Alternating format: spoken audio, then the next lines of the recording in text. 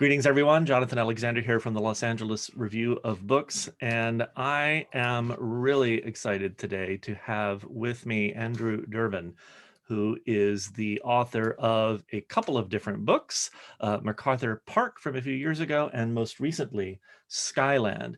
Andrew is also the editor of Frieze magazine. Andrew, thank you so much for chatting with me.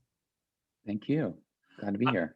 I have to admit, I was completely taken with Skyland, in part because of its sort of I don't want to say obsession, we'll say adoration of Hervé Guibert.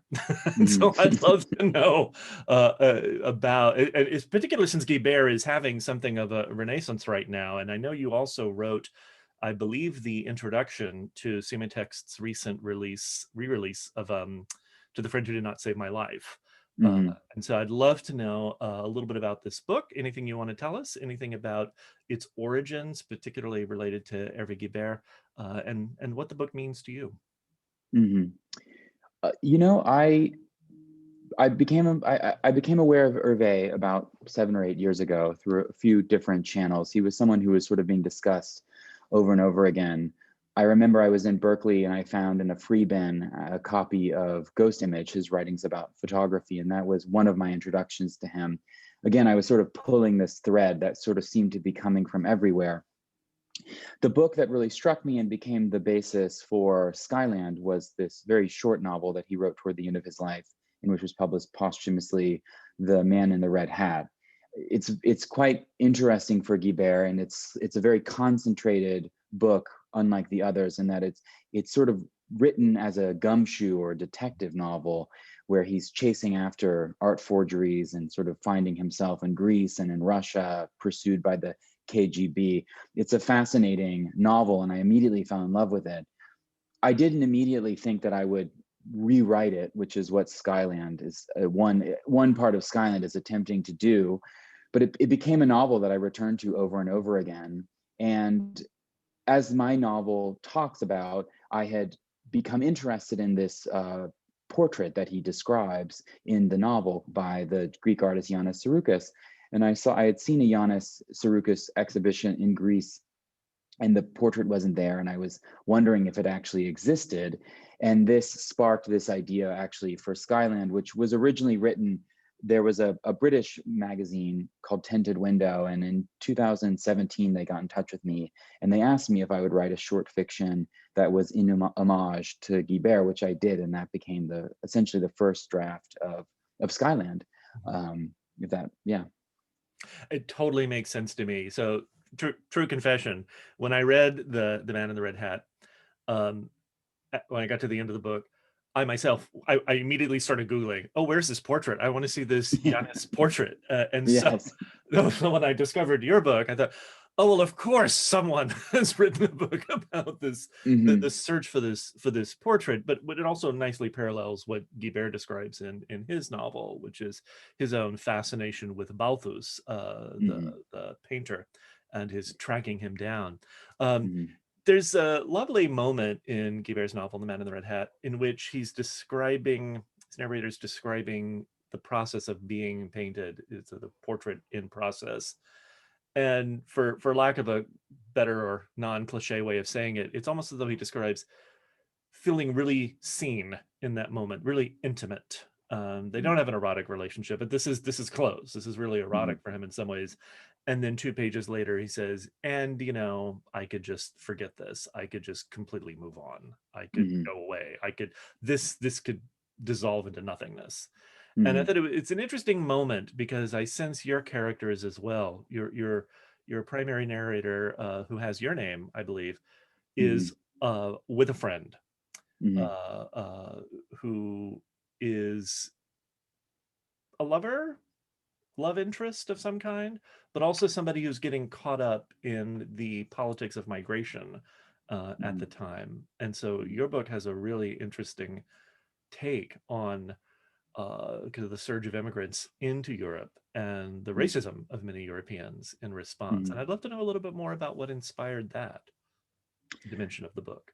Well, to think about what you were just talking about Guibert, I've always been interested in his work and in this sort of secondary cast of characters Mhm. with whom he shares intimacy, and a different kind of sexual response in many ways. So that could be strangers, certain lovers who have sort of lapsed into a kind of friendship, or whose that interest has shifted. His mother, for example, a lot of the women in his life occupy a complicated sort of sexual field for him. And I've always been interested in the way that friendships, particularly between, I'm a gay man and a lot of my friends are gay men, and just thinking about the way that intimacy can be construed between us and how that generates different conversations and different sorts of attachments that take on their own kind of qualities, and in their own way can actually even occupy a kind of noirish space where you're sort of always trying to discover what it is about the other person that you're attracted to, or what's driving that particular friendship. There's an element of mystery, I think, and I think that's true for all human relationships, but in the ones that I'm particularly used to, that's something I was thinking about a lot. The book itself started as a real diary from a time that I spent in Greece with my friend Shiv, who's in the novel, and a lot of that particular diary became the basis for Skyland. But of course, I was very interested in, as Guibert is interested in, the sort of the fantastic and the invented and sort of the lie, and how that can be woven into the truth, and what that does to the truth, how it construes it in interesting ways. And so, you know, of course, at that particular moment, there was the sort of two sort of magnetic poles that Shiv and I felt particularly caught between, which was what was happening in Charlottesville, Virginia, that weekend that we were together in Greece. And then, of course, the sort of, as you said, the politics of migration in the East Aegean. At the time, we had actually traveled with two friends of Shiv's who had spent the summer working on Samos in the refugee camps. So this was something that was felt sort of consistently on the islands there, and it was something that was being regularly discussed.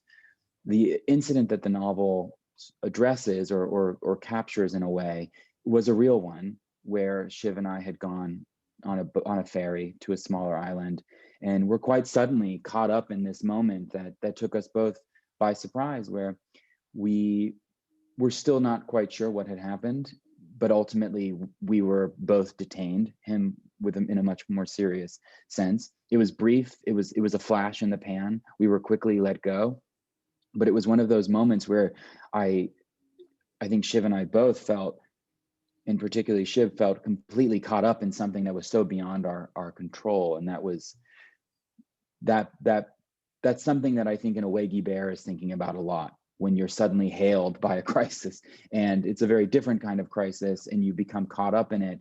And so just quite swiping it in the way that Shiv and I did, that really, I felt that had to be in the book. No, it totally makes sense, and it's a wonderful. I don't want to say substitution. Because Guibert, of course, is never not writing about AIDS in the last part of his life, even when the Hmm. books are not ostensibly about it.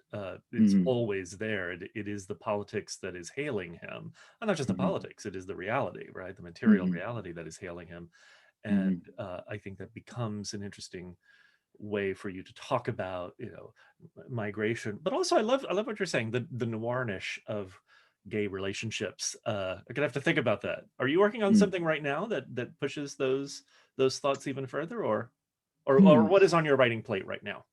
I'm working on a series of short stories, actually. I had been sort of turning over a novel in my head for a while that wasn't quite cohering, that did have, I would say, a kind of noirish element, where the narrator has met in a sort of random moment a lawyer, an arbitration lawyer, who over the course of a weekend he falls in love with. That didn't quite sit well with me. I couldn't quite figure out what I wanted to do there. I was thinking a lot about sort of international law, arbitration law. And so I've ultimately broken that novel into a series of short pieces, short stories. Some of them dealing with that original subject and that original narrative, and some of them dealing with something entirely different.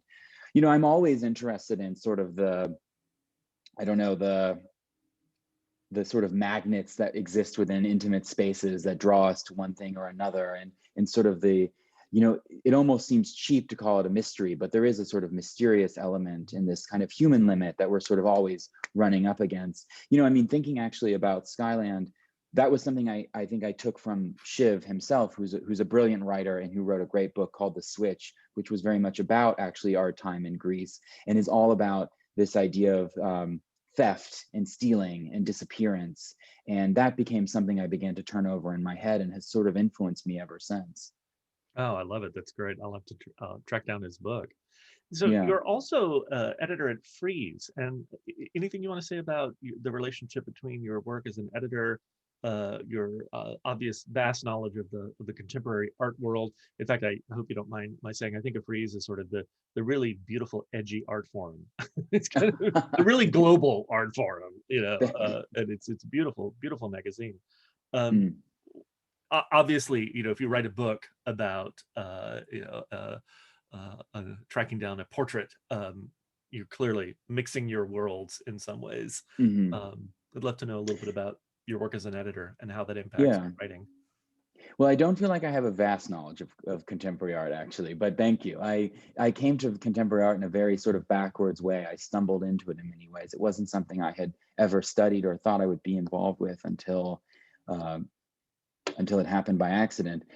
You know, the work that you do as an editor, I think, is related to the work you do as a writer in the way that that's true for everyone who has a sort of a side gig or a you know a regular work life that pays for the writing life. They fold into one another because I'm very interested in how objects accrue meaning in spaces on a very basic level. That's sort of what art writing is very much about, and sort of how we tell the history of a certain object or a certain performance or a certain individual.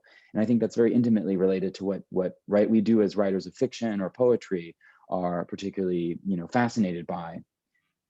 Yeah, love it. That's great. Do you have a recommendation for us? Something you've been reading, watching, listening to? I I do. Christian Petzold's films. He's a German filmmaker who collaborated with Harun Faruqi, in particular his film Transit, which is a Mm. beautiful meditation on crisis and emptiness when Mhm. Paris is invaded by a phantom army, essentially, and two individuals try to escape to Mexico and become caught up in sort of the romance of not only their lives but also Europe and the Yeah. attachments that hold them to a place and that they sort of have to learn to sever. And that's a really beautiful. It's based on a great novel from the 30s or 40s, sort of obviously during the war. That's a sort of wonderful book of the period. I'm forgetting the author's name, Is it unfortunately. is it Anna Zegers? Yes, it Yeah, and is. the film came out about 2 years ago or so. Yes, Yeah, 2018. yeah, yeah. It's wonderful. Yeah, I completely agree. Absolutely It's wonderful wonderful. film. Yeah, that's Yeah. great. Good. Anything else? I don't think, you know, actually Shiv's book, The Switch, which is Yeah. very much a companion to Skyland and is a really beautiful, beautiful text that Yeah. goes to places I didn't go, and I'm quite envious of him for going there. I wish I'd known about it. I'm going to bookshop it right now. That's absolutely wonderful. So, You should. Andrew, thank you so much for joining me. I appreciate it. Thank you.